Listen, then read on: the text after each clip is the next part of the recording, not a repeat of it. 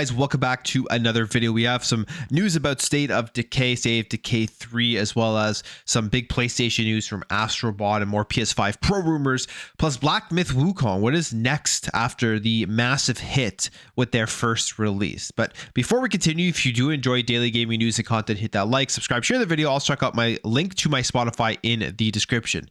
So as we know, State of Decay 3 is on the way, but as of right now, State of Decay 2 is still being played by tons of people, still being updated, and Undead Labs is still doing work on that game. But now they are saying here that they are shifting their full focus and resources to State of Decay 3, and the final content update for State of Decay 2 is going to be arriving later this year. Here is what they say. They said, "We know you love this world we've created and the amazing community you've helped build.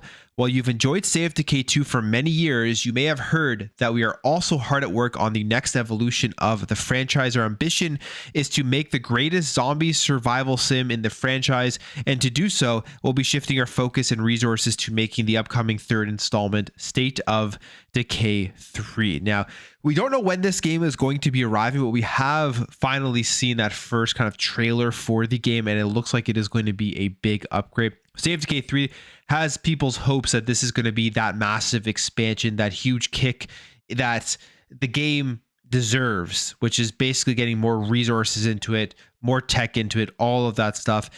I think it's going to be pretty cool, and it makes complete sense at this point to wind down and take some of those resources, or take all the resources off of State of Decay 2 and put it fully towards State of Decay 3. Now, it does say here in terms of update 38, which is going to be the latest one, that State of Decay 2 will fix some long-standing issues, implement more QOL, quality of life improvements, and unlock some previously gated content like winter outfits and the wizard van. And they've also shared an FAQ addressing the State of Decay 2's end of life. So if you are currently playing that game, you can go check that out and get all of the information and resources. I really can't wait to see more of State of Decay 3.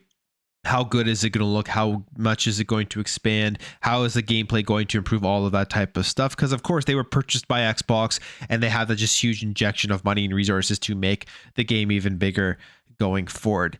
Now, when it comes to the Xbox Series S, there's always that discussion that is going to happen between now and the end of the generation. People are going to talk about the Series S the same in a year from now and 2 years from now as they did at the very beginning of the generation on day one, and basically talk about how is this console holding back the current generation of video games. People think that literally every game that doesn't work is because of the Xbox Series S, but we are seeing some great things. We have seen great things throughout this generation as to what you can actually get out of that console, especially just for the price that you're paying for the Series S. I think people forget that this is a budget console. It's not something that should be even nearly competing with anything high end. It's for people who don't really care about 4K. They just kind of want that 1080p, 1440p experience. They want an entry into the AAA gaming sphere at a low cost. That's what the Xbox Series S is for. And one of the things that it does give are major AAA games at 60 frames per second, or at least some of them after updates for these games, even if the resolutions are lower. And Starfield has now gotten that 60 frames per second update on the Xbox Series S, and is coming with mixed results, but at the same time, it's also pretty serviceable on the Xbox Series S. Here is what Digital Foundry says, and just kind of the overall conclusion as to how this mode is working. It says the visual mode remains at 900p internally, but the performance mode gets a substantial cut down to just 432p in my counts, which is like a huge cut, of course. Dynamic resolution is a possibility, though I didn't encounter it in my test, but both modes use variable rate shading. So that's the visual modes if you want the whole everything in there, bells and whistles, and still get those frame rates. Then they say the visuals mode is then being reconstructed like something like 1440p here, while the performance mode appears closer to 1080p. So being upscaled there for what you are seeing. It says there's an obvious difference in image clarity, though the bigger issue comes down to how the performance mode struggles to resolve fine geometry and elements like backlit signs. And they go on to test the performance mode as well, and they say indoor areas stay pretty close to 60 frames per second in the performance mode, while the outdoor region plays out a more varied frame rate, although much higher than the only launch day option of 30 frames per second. And they also know the Xbox Series S does support the Series X's 40 and 120 FPS caps as well. So pretty cool stuff there that they were able to get this out of the Xbox Series S. Of course, if you take it and you compare it to the Series X version or PC, it's going to look substantially worse. But again, it is the Series S. And it kind of brings me back to when Starfield did launch. You had the whole narrative of Todd Howard saying that they wanted 30 FPS on the console because they wanted people to experience the game in that way, which obviously at the end of the day was just BS. They have absolutely been able to get 60 frames per second on Starfield. It just came out at a later time. And that's something we're kind of seeing trending now with current AAA games, is that they are adding 60 FPS patches in after the release of games, which I don't think is a smart move for the developers. The reality is the market has spoken on the console. They want that option of a performance mode. Just give it, even if it is a 1080p performance mode, they want the option of at least getting up to 60 frames per second and choosing that over just high visual fidelity. So putting it in at launch, I think will make a big difference in terms of just marketing, PR, people complaining, and all that stuff that will happen if you're only launching the games on console at 30 frames per second. So hopefully going forward, we start seeing those decisions being made, because a lot of the things we are hearing is that the developers have a vision in mind, and that vision in mind can't be done if they're starting to build it from the ground up for a performance mode. It has to have those high fidelity visual graphics, which to me, at the end of the day, it's great to have strong artistic vision, but these games are being built for the consumers, and the consumers are the ones that need to carry these games so that they can make more games going forward. And the market has said performance mode is the way to go. So I hope going forward, games are built with the performance mode in mind. Now, when it comes to PlayStation 5 Pro, we have a bunch of information here in regards to the PS5 Pro. A couple of things. So first of all, it looks like we could be getting an announcement of the PS5 Pro as early as next week, and then a state of play featuring first-party games coming the week after, September 19th and 20th. And this comes via some insiders. It says here, Lunatic Ignis, they say, proves to be a somewhat reliable leaker in the past few months, correctly revealing, among other things, May's State of Play and Black Myth Wukong's expansions before the official announcement was revealed on Discord servers that the mid-generation refresh system for Sony is getting revealed next week, possibly on Tuesday or Wednesday. And the console's reveal will be followed by a State of Play presentation later in the month, which will feature first-party games and potentially a world premiere. So that's pretty huge. And they also say here there's a chance that the premiere may be set for the Game Awards in December. Now, let's be honest. PlayStation, the last 2 years, has been extremely slow. It's inevitable that they are going to have a massive showcase with first-party content that's going to blow everybody away. And I've been waiting for that. And I think it's going to happen sooner rather than later. I feel like the next showcase is going to have tons of stuff, especially because they are going to want to try to sell that PlayStation 5 Pro. So this is going to be pretty exciting here to see what they do have in store to finally reveal the PS5 Pro and stop having to talk about it in rumors and speculation, even though it's the worst held secret in gaming right now. But this would make sense, and it would line up with the other rumors we have seen from the likes of Jeff Grubb, who said that there will be a PlayStation showcase this month. And so this does make complete sense. And if they're trying to sell it by the end of the year, they have to announce it sooner rather than later. Now, when it comes to the actual versions and models of the PS5 Pro, they have this year saying the PS5 Pro digital model only release would help keep the prices down because Sony seems to actually be struggling to contain the production costs. This is during the latest episode of the podcast, or Digital Foundry's podcast, commenting on the yet to be revealed console, which hopefully we're actually getting it next week. And they're saying here that they're looking to split between the PlayStation 4 and the PlayStation 4 Pro, which was around 80 to 20 in the favor of the base model. So about 20% Pro, 80% base model, and that the PS5 Pro is going to be a niche model. And I think it will be. It's not going to be selling like crazy, especially with the price point that it is rumored to be coming out at, which is like $600 or $700, depending on which one you get.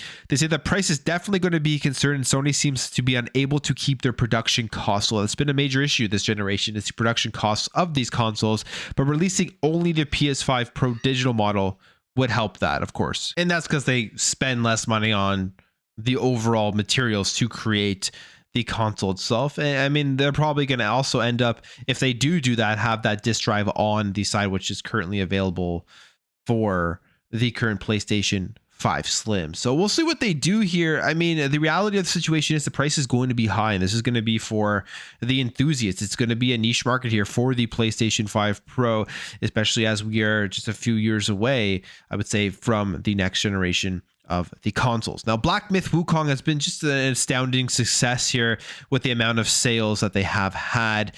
And we have some more information here that really shines a light on how big this game has become. They say they've sold 18 million copies in just 2 weeks across PC and the PlayStation 5, making over $700 million in revenue so far. They say that's enough to put Black Myth Wukong up there with Grand Theft Auto 5 and Call of Duty Modern Warfare 2 as one of the fastest selling games of all time. So that is just insane. It's massive. Obviously, again, whenever time we talk about this, one of the major reasons it has sold so much is because of the access it has to the Chinese market. There's so many people there. It's a game that was heavily pushed there, heavily marketed. So they have all of those consumers that are going to be jumping in and playing it. So that is massive. And this has done wonders for Game Science because they're going to be able to go out there and make more games and make more expansions. In fact, they talk about what is coming next year for Black Myth Wukong and Game Science. And they say here that the developer has yet to say, but there is a report that there is a confirmed expansion in the works. They say to be following the Elden Ring formula for that expansion, the Shadow of the Erdtree expansion. So if you're a fan of that, there is more content to be coming. They have more than enough cash now to make something because of how well it's sold. And we will be seeing, I think, a lot more from Game Science going forward into the future. Now, if you're a fan of Hogwarts Legacy 2 is a priority for Warner Brothers. Not surprising, as this was the best-selling game for them. It injected tons of cash into the company. And they say here that obviously a successor to Hogwarts Legacy is one of the biggest priorities in the couple of years down the road. So there's certainly a significant growth contribution from that in the business in their strategic outlook. And the whole thing with Hogwarts Legacy that made it successful, one, obviously Harry Potter is just a massive IP, but there was an entire campaign trying to cancel this game, which absolutely backfired. An absurd campaign against the game itself, and it sold tons. So everything that was trying to go against this game worked for it, and then it became one of the best-selling games. And we are going to continue to see more in this universe of Hogwarts Legacy. And it's a phenomenal game. I played it. I enjoyed it. I really had fun with it. So if you haven't played Hogwarts Legacy, I mean, you go check it out at any point now, as it has been out for a while. Finally, PlayStation is doing their 30th anniversary starting in October, and it's running until January. So they have a bunch of stuff here for their 30th anniversary. And they're saying here the soundtracks of God of War 2, and God of War Ghosts of Sparta, Twisted Metal, Starhawk, and Unit 13 will be made available on the streaming service and can be bought on numerous digital music storefronts. So on Spotify, you can go and access all of those games. And you think about games like Unit 13, Twisted Metal, and Starhawk back in the day when PlayStation had a large, vast catalog of games. And you're looking at something like Astrobot that has just released, and it's gotten insane reviews. I really hope this pushes PlayStation to continue to make more gameplay focused games like Astrobot, more weird games, I guess you could say, like they did back in the day, because clearly that is going to be something huge for them. And we'll see how Astrobot sells, of course, but it's gotten insane reviews. I'm actually very excited to play it. They're also talking here about launching physical products called Shapes of Play, which has been crafted by the team behind the design of PlayStation consoles, giving you opportunities to create fun moments with iconic shapes. So they're doing a bunch of stuff here that they're going to be releasing, like toys, I guess, for their 30th anniversary.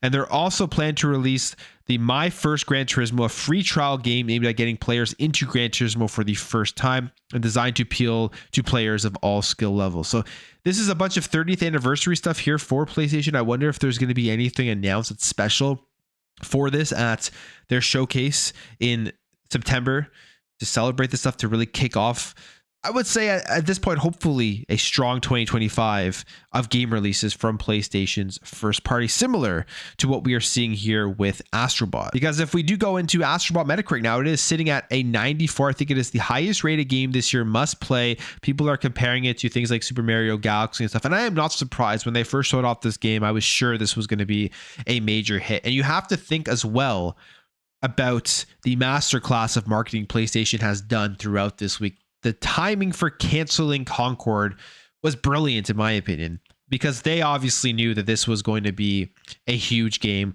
with great reviews that has quickly swept Concord under the rug, quickly swept it out of the news cycle. So very smart marketing there by PlayStation. They do it honestly the best with this type of stuff. And Astrobot's looking like it is a phenomenal game. But I'm going to end the video there, guys. If you did enjoy this video, hit that thumbs up if you're new, hit that subscribe, and I'll catch you guys in the next video.